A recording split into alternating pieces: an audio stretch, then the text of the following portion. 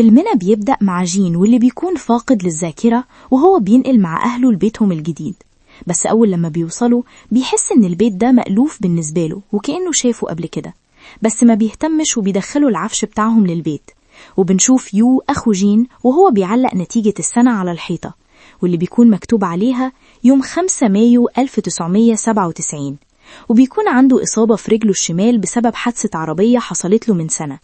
وبيطلع جين مع أخوه للدور اللي فوق وبيلاقي أوضة واحدة هي اللي مفتوحة، فيو بيقوله إنهم هيقعدوا مع بعض في نفس الأوضة بسبب إن المالك القديم اتحايل على أبوهم إنه يسيب حاجته في الأوضة التانية وإنه كام يوم وهيجي يشيلها.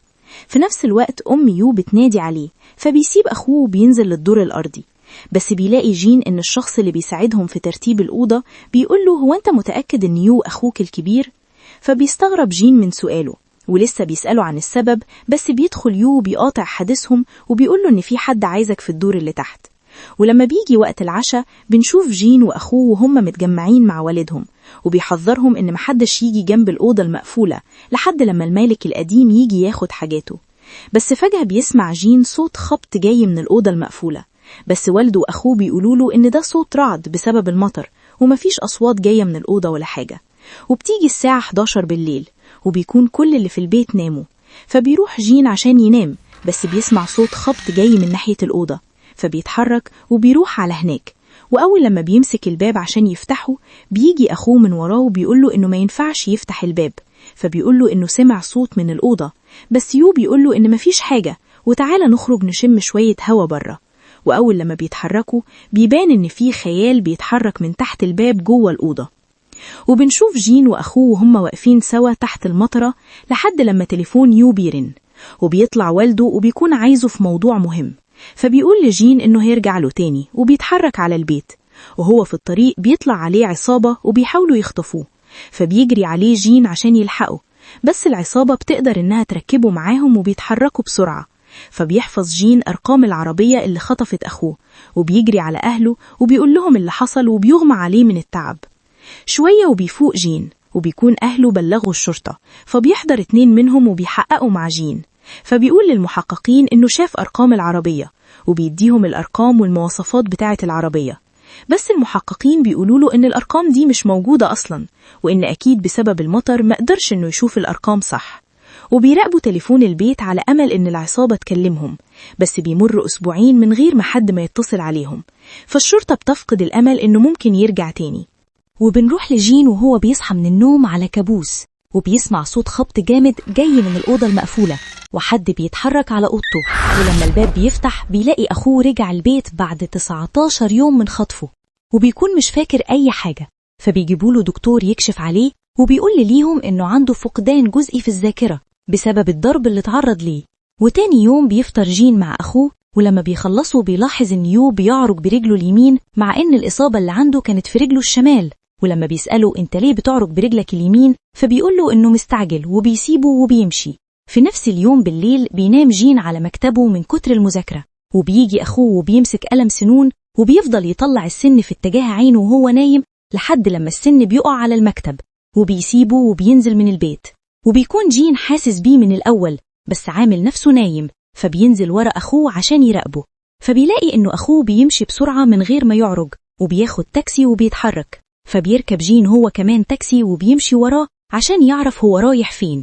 ولما بيوصلوا بيتفاجئ جين إنه بيقابل الاتنين اللي كانوا بيحققوا في اختطافه وبينادوا عليه بالرئيس، فبيخليه ماشي ورا أخوه لحد لما بيختفي منه، بس بيلاقي المحققين قدامه وبيحاولوا إنهم يمسكوه، فبيجري بسرعة وبيستخبى منهم لحد لما بيجي أخوه من وراه وبيخدره لحد لما يغمى عليه.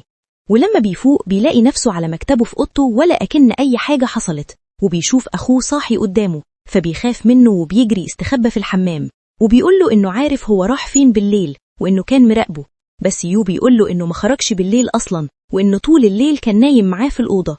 فبيطلع جين من الحمام وبيكون ماسك حديدة في إيده لأنه بيكون خايف من أخوه، فبيهجم عليه يو وبياخد الحديدة منه وبيقوله إن كل اللي هو شافه من أول التاكسي كان حلم بسبب إنك نسيت تاخد الدواء بتاعك امبارح. فبيفتكر جين إنه ما خدش الدواء فعلا وبيهدى وبيروح يتأسف لأخوه، فبيسلم عليه يو وبيسيبه وبيمشي.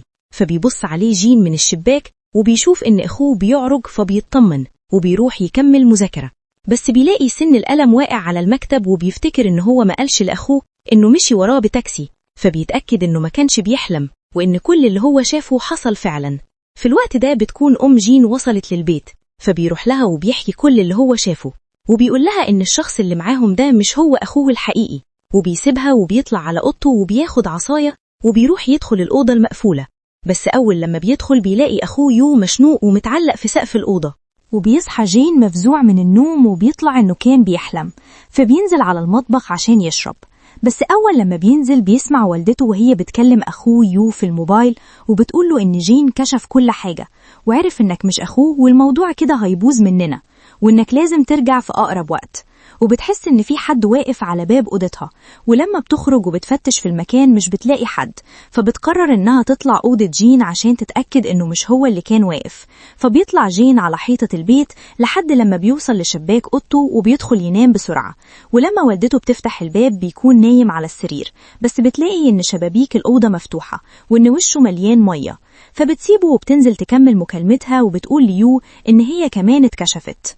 وبيحاول جين إنه يهرب من البيت، بس أول لما بيخرج بيلاقي أبوه وأمه ويو قدامه وبيحاولوا إنهم يمنعوه، بس بيجري منهم وبيجري وراه يو وخلاص كان هيمسكه، بس بيجي واحد بمكنة بيخبط فيه، فبيقدر جين إنه يهرب ويوصل لاسم الشرطة، وبيقول لهم إنه كان محبوس لمدة شهر في بيت مش بعيد عن هنا مع ناس كانوا بيحاولوا يقنعوه إنهم عيلته.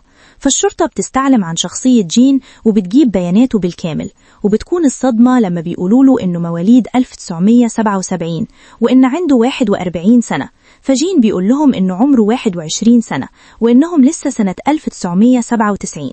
فالضابط بيقول له يبص في النتيجة كويس، ولما جين بيبص على التاريخ بيكون 5 مايو 2017، فبيتخض وبيبص حواليه، فبيلاقي واحد ماسك موبايل وواحد تاني ماسك تابلت وحاجات أول مرة يشوفها في حياته. فبيروح جين يبص على نفسه في المراية، فبيشوف واحد عجوز وشعره أبيض، فبيخرج مصدوم من اسم الشرطة وبيروح للبيت اللي كان موجود فيه، وبيطلع ناحية الأوضة المقفولة، ولما بيفتحها بتكون فيها أغنية شغالة مع 2 ملكان على الأرض عليهم دم، وبيدخل عليه الناس اللي كانت بتمثل إنهم أهله، فبيسألهم جين انتوا مين وإيه اللي بيحصل هنا؟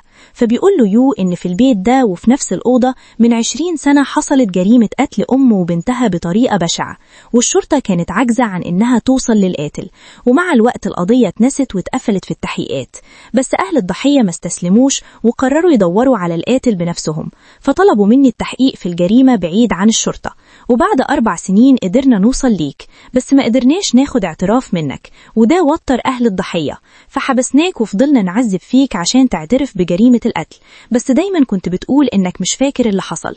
فلجأنا لخبير سابق في الشرطة كان بيستخدم التنويم المغناطيسي في التحقيقات، وأكد لنا إن عندك فقدان في الذاكرة، وعشان ترجع لازم تمر بصدمة مرتبطة بالماضي، فحاولنا إننا نرجع بيك بالذاكرة للفترة اللي قبل ارتكابك للجريمة عن طريق التنويم المغناطيسي، وعملنا مسرح جريمة مشابه بكل تفاصيله للجريمة اللي ارتكبتها، حتى الموسيقى اللي كانت شغالة لحظة ارتكابك للجريمة.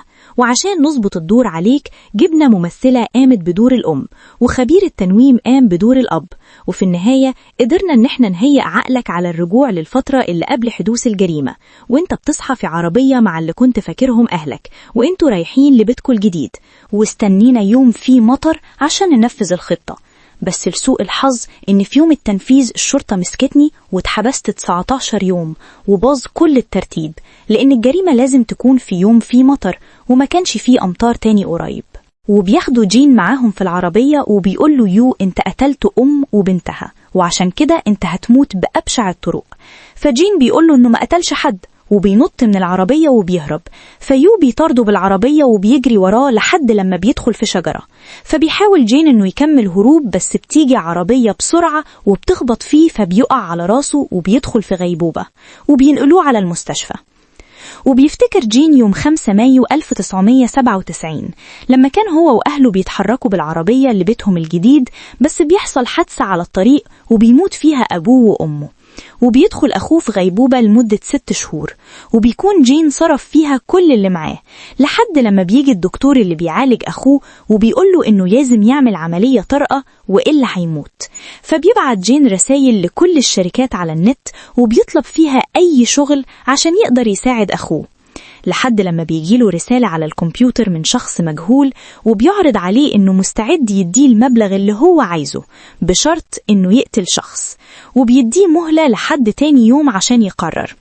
فما بيفكرش جين وبيوافق وبيبعت له رسالة برقم تليفونه، فبيرن عليه وبيقول له العنوان، وبيعرفه إنه هيلاقي أم وطفلين، وبيطلب منه إنه يقتل الأم من غير ما يلمس أولادها.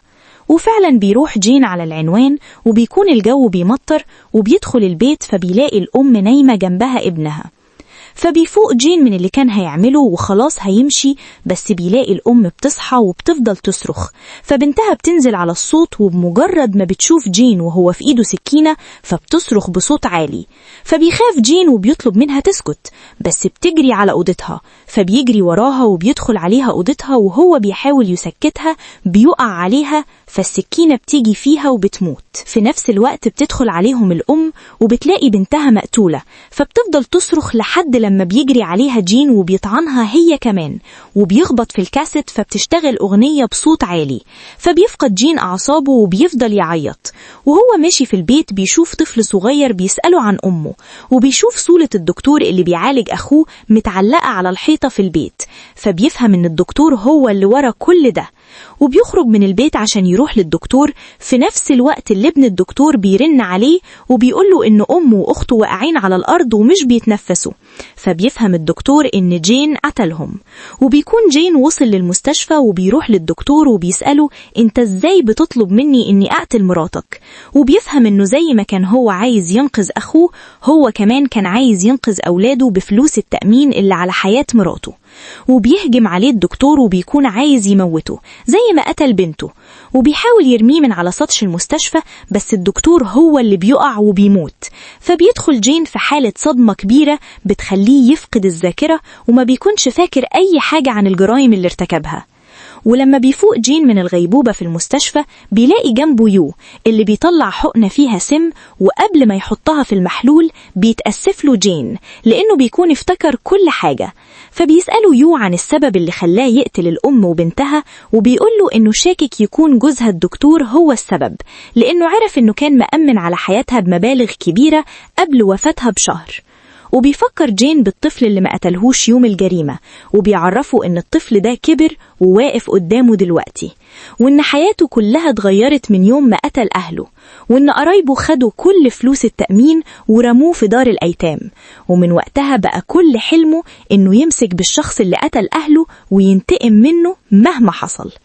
وبيسأله يو عن اللي حرضه يقتل أهله، فبيقوله جين إنه هو اللي قرر ده من غير ما حد يقوله يعمل كده عشان ما يشوهش صورة أبوه قدامه.